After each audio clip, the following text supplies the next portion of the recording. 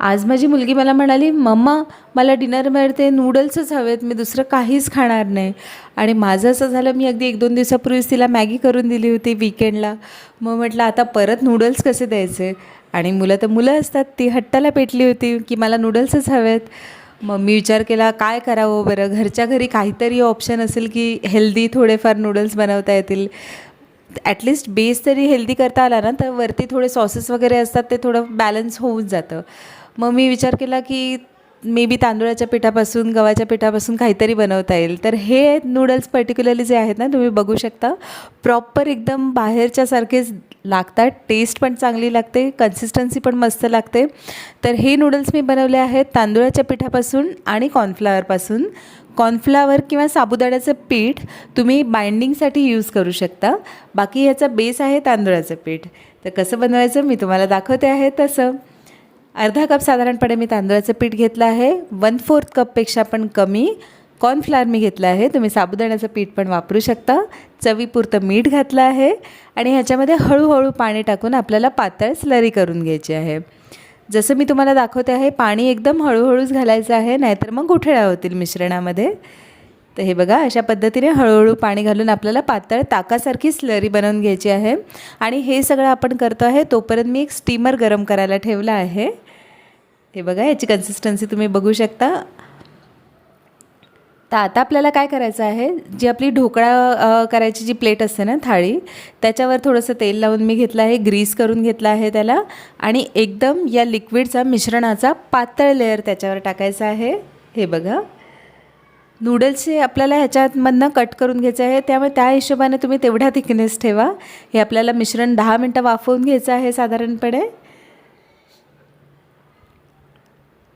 10 मिनटं व्यवस्थित वाफवून झालेलं आहे. तुम्ही बघू शकता हे किती स्टिफ व्यवस्थित झालेलं आहे.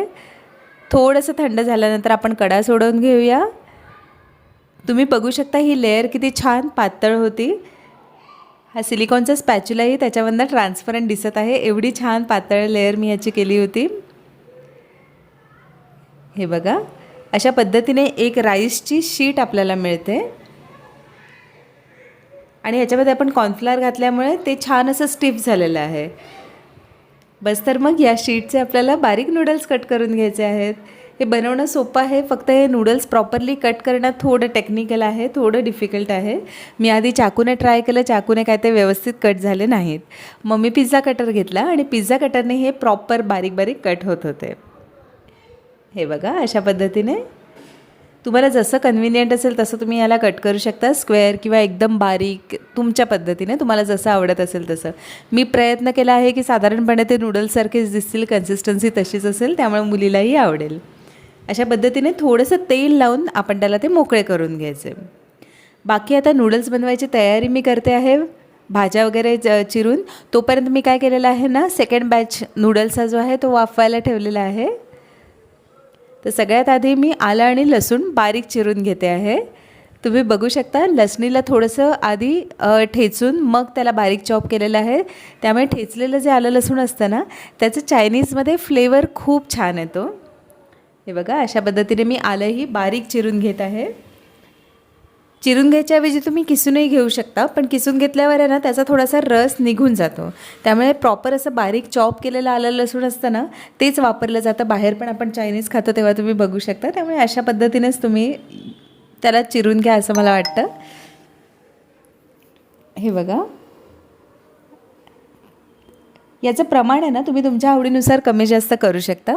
पण साधारण नूडल्स किंवा चायनीज प्रकारांमध्ये आलं लसणाचं प्रमाण थोडंसं जास्तच असतं. एक हिरवी मिरची मी घेतली आहे.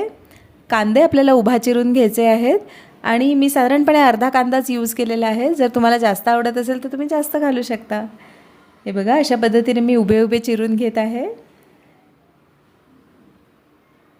मला फार मोठा कांद्याचा पीस आलेला आवडत नाही, त्यामुळे मग अर्ध्यामध्ये आधी चिरून मग मी उभे उभे चिरून घेतले आहे आणि त्याला छान मोकळं करून घेत आहे त्याचे पेटल्स. हे बघा, अशा पद्धतीने बारीक छान होतो कांदा. त्याच्यानंतर थोडीशी ढोबळी मिरची मी चिरून घेत आहे. तुमच्याकडे ज्या भाज्या अवेलेबल असतील त्या तुम्ही वापरू शकता. गाजरही तुम्ही बारीक चिरून घेऊ शकता.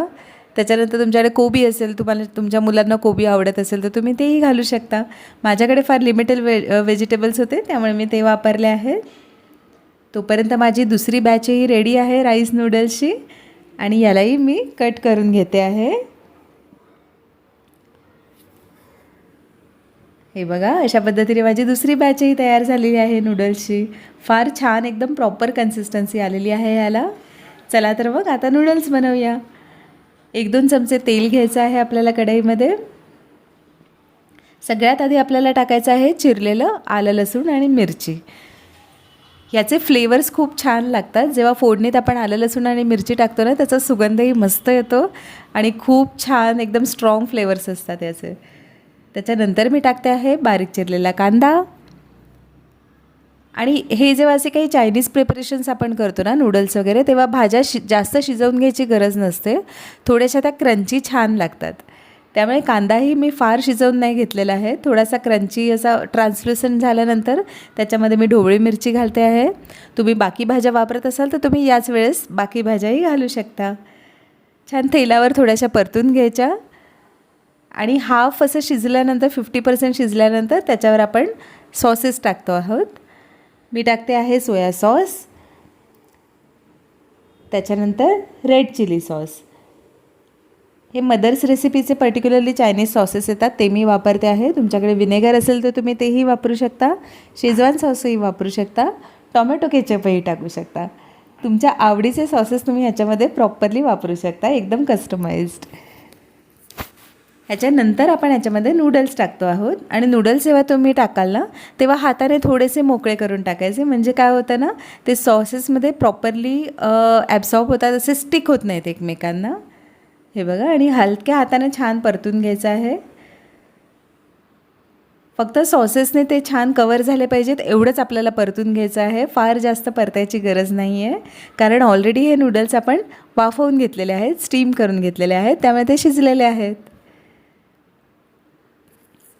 हे बघा, अशा पद्धतीने हलक्या हाताने मी थोडेसे हे परतवून घेतलेले आहेत आणि आपले नूडल्स एकदम रेडी आहेत खाण्यासाठी. तुम्ही बघू शकता हे किती छान दिसत आहेत. प्रॉपर अगदी बाहेरच्या नूडल्ससारखेच हे दिसत आहेत.